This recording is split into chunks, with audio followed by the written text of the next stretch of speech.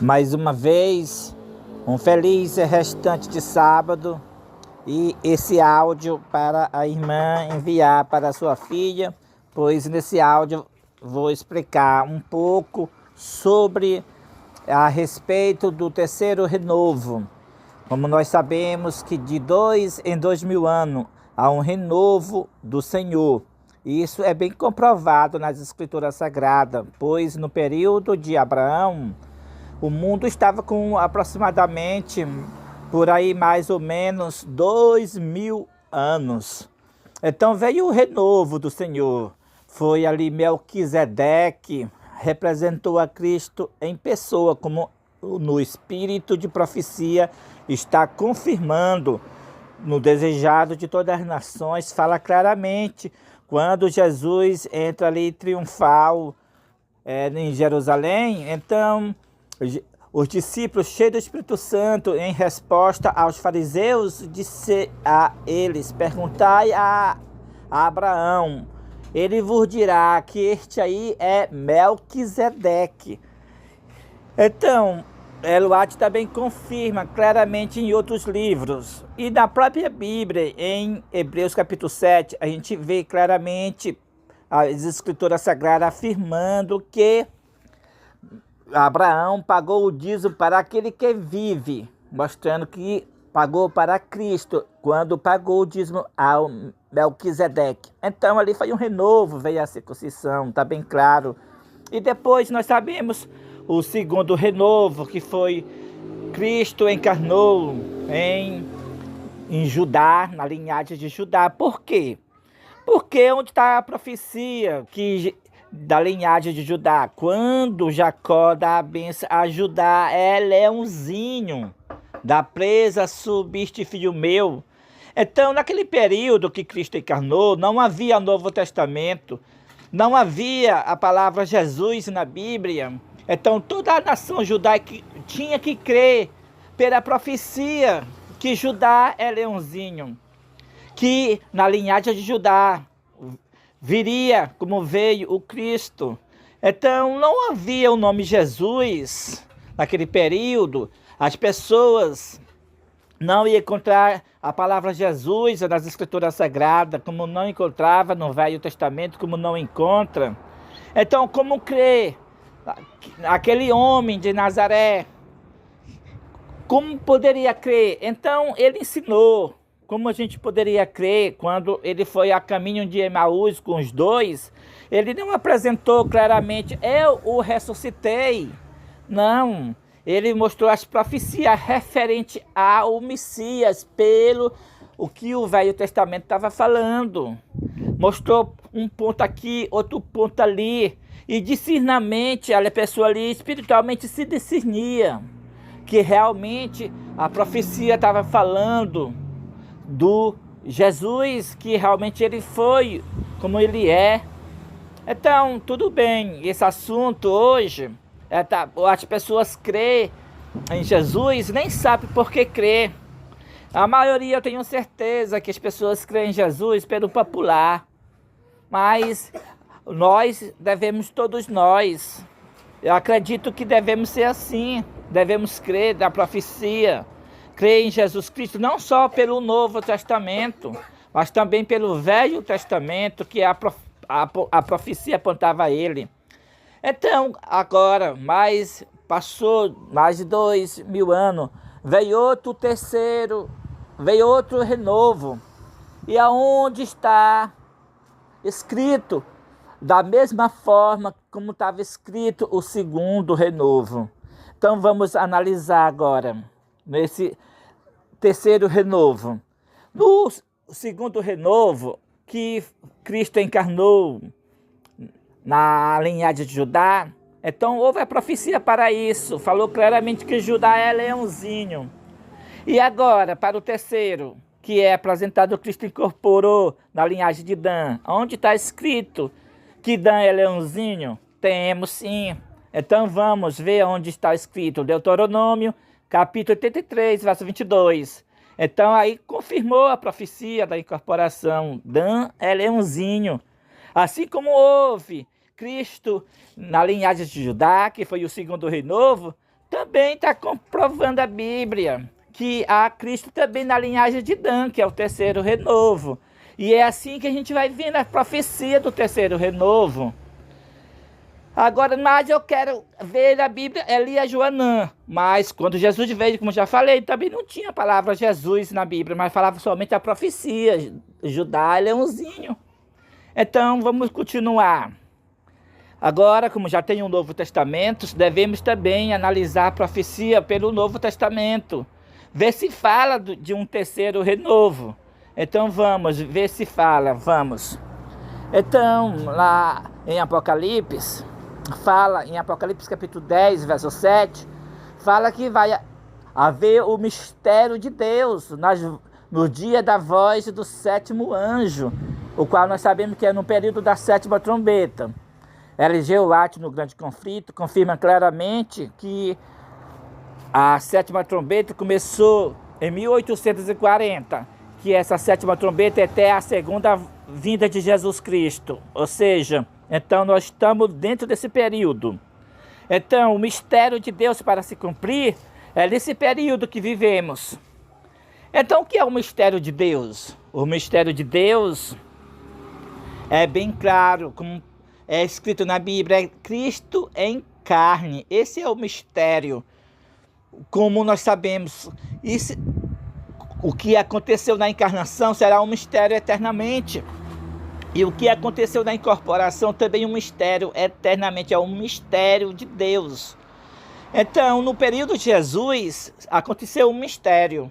Mas o profeta João estava vendo para o futuro, no dia da voz do sétimo anjo, outro mistério, o qual é o terceiro renovo, que se cumpriu no dia 10 de junho de 2025. Cristo incorporou em seu servo, em Elias Joanã. Então, pelas profecias um pouco aqui, outro pouco ali, que nós vamos entendendo a profecia em relação ao terceiro renovo. É como a gente vê no exército de Israel, em Número capítulo 2, a gente vê Judá na frente do exército e Dan fazendo a retaguarda atrás do exército, protegendo toda a vasta multidão do povo de Deus. Isso era um símbolo, mostrando que o evangelho começaria por Judá, que ia na frente do exército, e terminaria por Dan, que ia atrás do exército fazendo a retaguarda. E justamente é o que está acontecendo. O evangelho começou por Judá, ali na cruz, ali era Judá, na pessoa de Jesus, fazendo um sacrifício pela humanidade, por todos nós. E agora Cristo em Dan, fazendo a retaguarda do evangelho para batalhar contra a besta e a sua imagem, e revelar para o mundo o que é o sinal da besta. Então aí a profecia a gente vê claramente se cumprindo. E é aí que a gente vê as coisas se encaixam direitinho. É como também a gente vê somente duas tribos. Houve uma bênção messiânica, como nós já falamos aqui. A Judá, leãozinho, é uma bênção messiânica. E Adão, leãozinho, é uma bênção messiânica. E para comprovar isso, temos somente 2 homens que mataram o leão com suas mãos, dessa linhagem, tanto de Judá como de Dan. A de Judá foi Davi, e a de Dan foi Sansão. E justamente Cristo em Judá encarnou, e Cristo em Dan incorporou. Nós sabemos também que somente 2 homens em Israel receberam o Espírito de Deus em toda a obra de artesão para construir o tabernáculo do Senhor, que Deus mostrou para Moisés. O primeiro foi Bezalel, claro, o primeiro, né? Porque a tribo Judá é a primeira que recebe a bênção messiânica. Bezalel da tribo de Judá, e o segundo, a Oliabe da tribo de Dan. Então isso mostra claramente. E interessante a gente ver também que em Apocalipse capítulo 7 eu vejo muito claro isso, que não aparece Dan. Porque se Dan aparecesse em Apocalipse capítulo 7, como ele ia julgar os 144 mil? Então, a profecia de Jacó para Dan é que Dan julgará o seu povo. E nós sabemos que quem tem povo é Cristo. Então, quando chega em Gênesis capítulo 49, verso 16, que diz que Dan julgará o seu povo, está mostrando que Dan é Cristo. Quem julga é juiz, quem é juiz é Cristo, como está escrito em Isaías. Ele é o nosso juiz, é o nosso libertador. E por fim, então, ele julgará o seu povo. E é por isso que não está Dan entre os 144 mil, porque Cristo julgará, liderará os 144 mil, pelo primogênito da linhagem de Dan. Então, e a bênção é bem clara também, quando chega ali no verso 17, que dá uma víbora, uma serpente junto ao caminho que mostra os talões do cavalo e faz cair por detrás o seu cavaleiro. E isso mostra claramente ali Dan empenhado em uma guerra, justamente o que nós estamos apresentando, que Cristo incorporado batalhará contra a besta e a sua imagem. E para isso, Cristo incorporado, ele é a fonte da prudência. E nós sabemos que em Israel, Deus mandou Moisés levantar uma serpente de bronze, mostrando a Cristo. E justamente Dan tem esse simbolismo de serpente, simbolizando a Cristo. E Jacó termina a bênção, dando a Dan, chamando Dan de Senhor. E ainda mais dizendo: a tua salvação espero, ó Senhor. Então isso é muito importante a gente ver essas profecias. E agora, também recente, nossos irmãos agora de Moçambique mandaram os textos de Isaías capítulo 31 e o verso 4, onde fala o leão e o leãozinho. Então eles mandaram para nós dizendo: irmão, aqui está mostrando a mensagem do leão em Judá e o leãozinho em Dan. Está mostrando a encarnação e a incorporação. E nós analisamos, vimos que realmente isso mesmo. Até fizemos o hino que agora recente para o Ministério Quarto Anjo, o qual é este ministério, o Ministério Adventista do Sétimo Dia, fora dos templos adventistas. Então, todas essas profecias apontam claramente para o terceiro renovo. E mais interessante também que Paulo falou claramente em Romanos que a queda dos judeus foi uma riqueza para os gentios, o que não será na sua restauração, senão vida dentre os mortos. Paulo, em Romanos capítulo 11, está falando que haverá a restauração. Aí ele continua dizendo: e o libertador desse período, dessa restauração, virá de Sião. Então está mostrando novamente Cristo em carne, porque o libertador é Cristo. E como lá em Isaías capítulo 31, fala claramente, como o leão, o leãozinho, assim descerá o Senhor para pelejar sobre o monte Sião. Como a gente vê que Cristo, ele descerá, significa na incorporação, para batalhar e pelejar contra a besta e sua imagem. Ninguém neste mundo vai escapar de adorar a besta ou a sua imagem, se sozinho, sem a união com Cristo incorporado.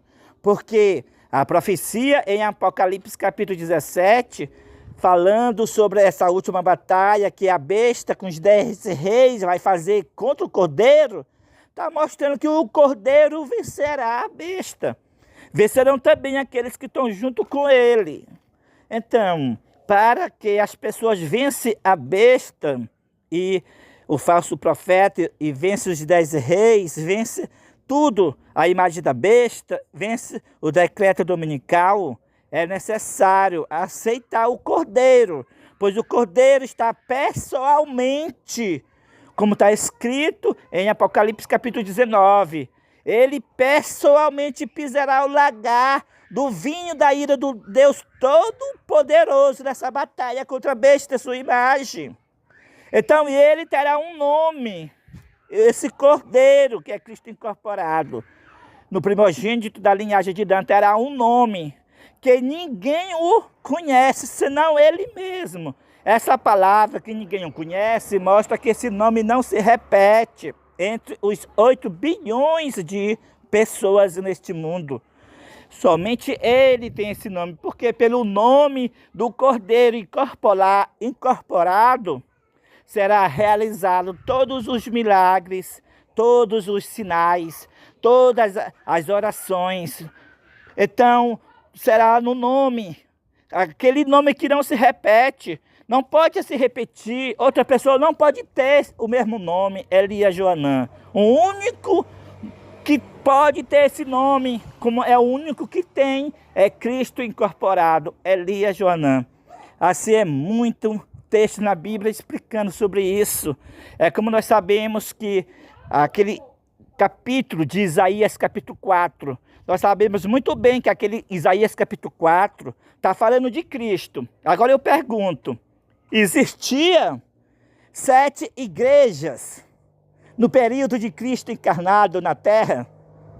Então, a gente vê claramente que as 7 mulheres de Isaías capítulo 4, que lançaram mão de um homem, está falando de Cristo incorporado, porque no Cristo encarnado, que foi na pessoa de Jesus, não havia 7 igrejas na terra, não havia. Então, também como lá em Isaías capítulo 46, que fala que o Senhor Deus fará toda a sua vontade. Ele está falando da incorporação. Eu farei toda a minha vontade. Eu vou chamar a ave de rapina do Oriente e o homem do meu conselho de uma terra longínqua. Eu disse, cumprirei. Então foi o que aconteceu. Deus o chamou a ave de rapina lá da China, que foi a coronavírus, e chamou o homem do seu conselho, o qual nós sabemos no Patriarcas e Profeta, no livro de Ellen G. White, que o homem do conselho de Deus é Cristo. Ele chamou o homem do seu conselho de uma terra longínqua. Então, o Brasil é uma terra longínqua de Israel, ou seja, Cristo incorporou no homem do seu conselho. Ou seja, Cristo incorporou no primogênito da linhagem de Dan. Então, Cristo incorporado é o homem do conselho de Deus.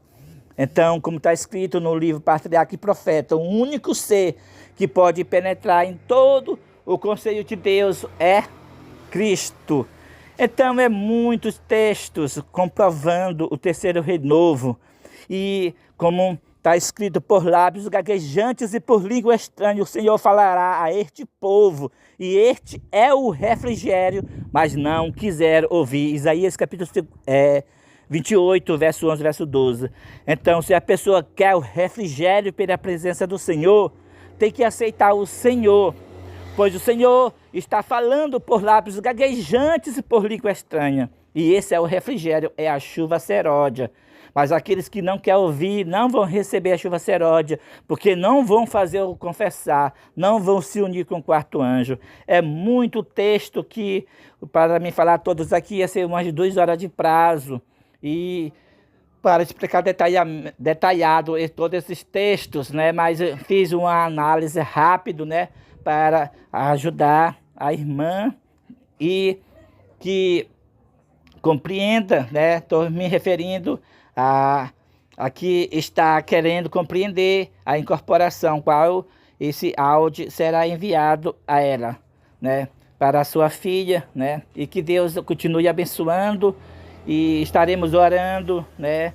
Para que ela possa entender, compreender essa mensagem do céu que iluminará toda a terra com sua glória. Pois Cristo incorporado, ele é o quarto anjo do Apocalipse capítulo 18, que clamará, bradará fortemente, caiu a grande Babilônia, e iluminará toda a terra com a glória do Senhor.